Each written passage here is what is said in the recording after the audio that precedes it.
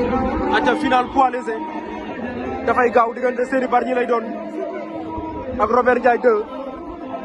Ndiaye 2 Mbour Seny Bargny final bi ndeysaan ragal naa mu doon final bu gaaw ndax ay bërekat lañu ndeysaan di leen bëgg di leen ziar yéen ñi ñuy topp waa Général TV ndeysaan Seny Robert Ndiaye Seny am na ngemb ci suuf Seny Bargny Robert Ndiaye Seny bëtt na ko Seny Robert Ndiaye Seny nga koy bëy Seny Robert Ndiaye buddi la ilaha illallah Robert Ndiaye 2 la ilaha illallah lu xew lan moo xew nañ déglu arbitre nañu déglu arbitre nañu déglu arbitre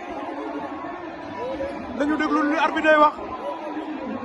lu arbitre day wax ñu déglu lu arbitre di wax déglu lu arbitre day wax